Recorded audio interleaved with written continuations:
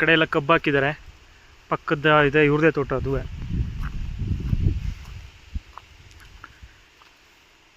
ಯಾವುದೇ ಅಕ್ಕಪಕ್ಕದವರಿಂದ ಯಾವುದೇ ತೊಂದರೆ ಇಲ್ಲ, ಯಾಕಂದರೆ ಇವರು ಮಠದ ಗುರುಗಳು.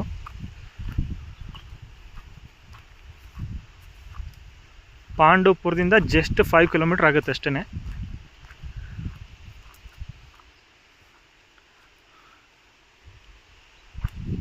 ಆಲ್ರೆಡಿ ಸೀಬೆ ಗಿಡ ನೋಡಿ, ಎಲ್ಲ ಸೀಬೆ ಹಣ್ಣೆಲ್ಲ ಬಿಟ್ಟಿದ್ದಾವೆ.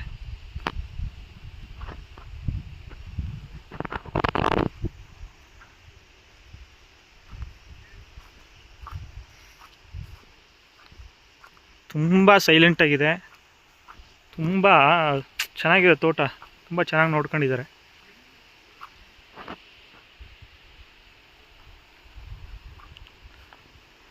ಅವರು ನಮ್ಗೆ ಹೇಳಿದ್ದೊಂದೇ, ತಗೊಳ್ಳೋರಿಗೆ ರೀಸನಬಲ್ ಆಗಿ ಇದನ್ನು ಸಿಗಬೇಕು, ನನಗೆ ನೇರವಾಗಿ ಕರ್ಕೊಂಡು ಬಂದು ಮಾತಾಡಿಸಿ ಅಂತ ಹೇಳಿದ್ದಾರೆ. ಯಾವುದೇ ರೀತಿ ಪ್ರಾಬ್ಲಮ್ಸ್ಗಳಿಲ್ಲ. ಜನರಲ್ ಪ್ರಾಪರ್ಟಿ, ತುಂಬ ಒಳ್ಳೆಯವರಿದ್ದಾರೆ, ಜಮೀನು ಓನರ್ ಕೂಡ. ನೀವು ನೇರವಾಗಿ ಬಂದರೆ ಮಾತಾಡ್ಬೋದು. ಪಾಂಡವಪುರದಿಂದ ಜಸ್ಟ್ 5 ಕಿಲೋಮೀಟರ್ ಅಷ್ಟೇ.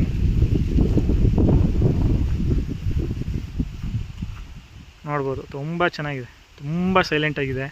ಕೆಲವರು ಬೆಂಗಳೂರು ಟ್ರಾಫಿಕ್ಕಿಂದ ತುಂಬ ಡಿಸ್ಟರ್ಬ್ ಆಗಿರ್ತಾರಲ್ಲ, ಅಂಥವ್ರಿಗೆಲ್ಲ ನೋಡಿ ತುಂಬ ಒಳ್ಳೆ ಪ್ಲೇಸ್ ಇದು. ಅಲ್ಲೆಲ್ಲ ನೋಡ್ಬೋದು.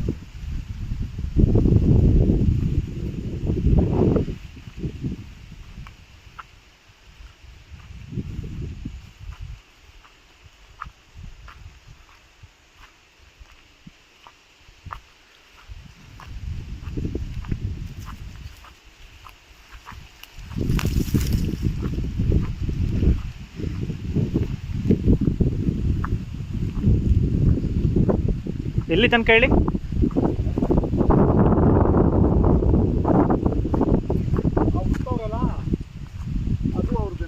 ಓ, ಉತ್ತಿರೋದು ಅವ್ರದೇನಾ? ಅಲ್ಲಿ ಗಿಡಗಳವೆಲ್ಲ ಇತ್ತಕ್ಕೆ ಉತ್ತಿರೋದೈತಲ್ಲ, ತೆಂಗಿನ ಗಿಡಗಳು ಮನೆ ಗಂಟ್ಲು. ಎಷ್ಟು ಎಕರೆ? 6.25 ಎಕರೆ, 6 ಎಕರೆ 15 ಗುಂಟೆ ಏನೋ ಬರ್ತದೆ. 6 ಎಕರೆ 15 ಗುಂಟೆ. ಎಷ್ಟು ತೆಂಗಿನ ಮರಗಳು ಹೇಳಿ? ಇದೆಷ್ಟು 200 ಚಿಲ್ಲರೆ, 260, ಅದೆಷ್ಟೋ ಹೇಳ್ದ ಆವತ್ತು. 260 ಜಾಸ್ತಿ ಇದ್ದಾವೆ ಅದಕ್ಕಿಂತ. ಒಟ್ಟು ಅಷ್ಟೊಂದು ಎಲ್ಲ ನಾಟಿ, ಎಲ್ಲ ನಾಟಿ ತೆಂಗಿನ ಗಿಡಗಳು. ಇದು ಬೋರು 5, 6 ಇಲ್ಲೊಂದು ಐತೆ, ಅಲ್ಲೊಂದು ಐತೆ, ಇಲ್ಲೂ ಒಂದಿದೆ.